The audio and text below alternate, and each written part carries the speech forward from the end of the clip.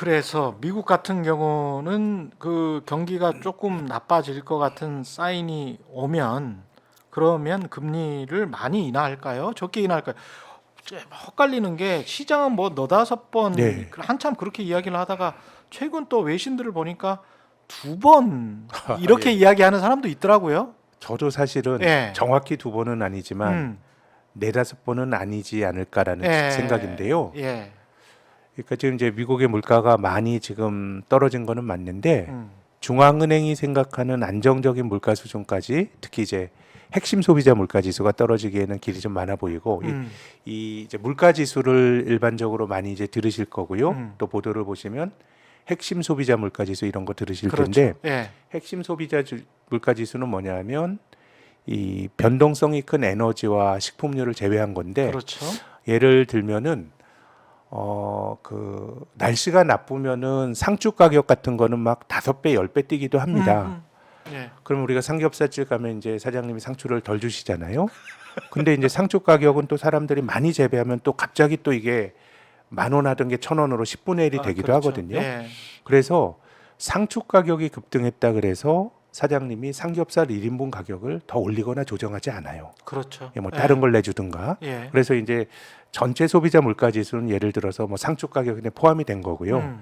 핵심 소비자 물가 지수는 그런 거를 빼고 보는 겁니다. 그렇죠. 예. 근데 그런 걸로 본다 그러면은 미국도 물가가 안정적으로 2%대까지 들어가려면은 시간이 좀 많이 걸리고 특히나 뭐 바이든 행정부가 돈을 내년에도 덜 쓴다 이런 조짐은 별로 없어요. 선거했기 때문에. 네, 자기들 원하는 대로 지금은 예.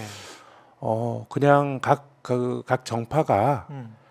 자기 지지층만 보고 자기 원하는 대로만 하는 느낌을 많이 받거든요. 전 세계가. 뭐 저는 뭐 예. 그런 비슷하다는 느낌 받습니다. 예. 그렇게 본다 그러면 이렇게 재정을 쓰는데 과연 미국 경제가 충분히 적당하게 그 하드 랜딩이건 소프트 랜딩이건 랜딩을 하면서 물가가 낮아질까라고 생각을 하면 파월 의장이 이런 얘기를 많이 했습니다.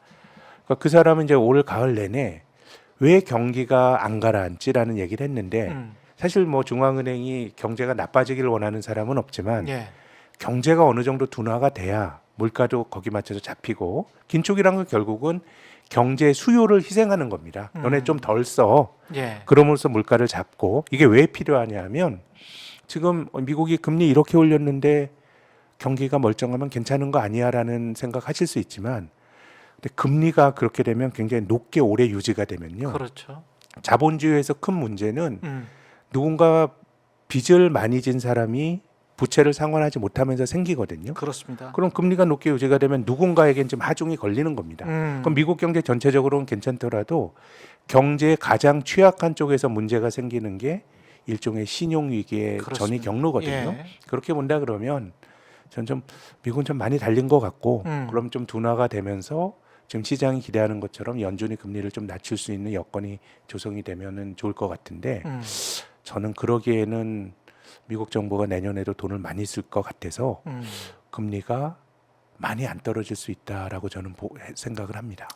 그런 전제하라면 중고금리라고 저도 가끔 많이 표현을 했는데 중이나 사람들이 느끼기에는 고금리일 수 있는 그래서 4% 초반이나 중반이라고 하면 내년 연말의 물가를 연말에 미국의 기준금리를 그러면 한국은 어떻게 되고 그게 주식시장에는 어떤 영향을 미치나요?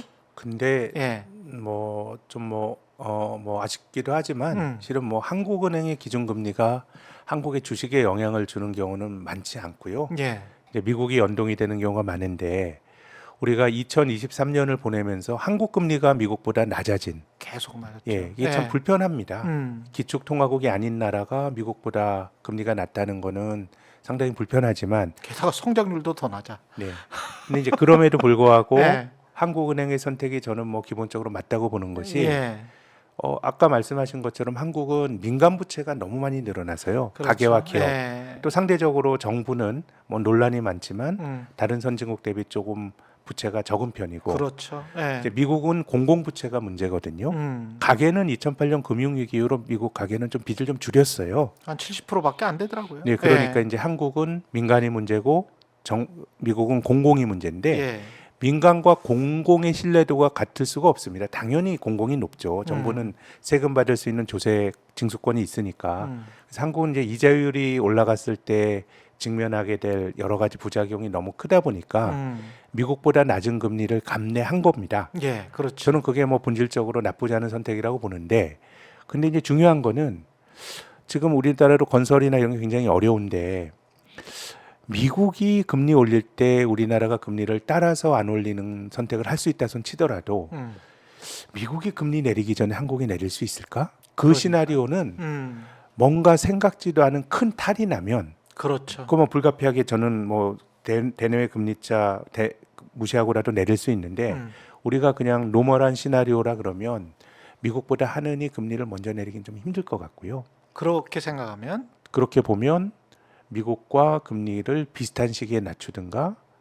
그래서 저는 조기 금리나 그래서 내년 앞쪽까지가 조금 우리가 긴장하고 봐야 될 거는 미국이 지금 시장이 기대하는 것처럼 3월 정도의 금리를 낮춰준다 그러면 뭐 지금 부동산도 어렵고 다 하지만 위기를 극복하는 가장 좀 확실한 처방 중에 하나 일단 금리를 낮추는 그렇죠. 건데 예.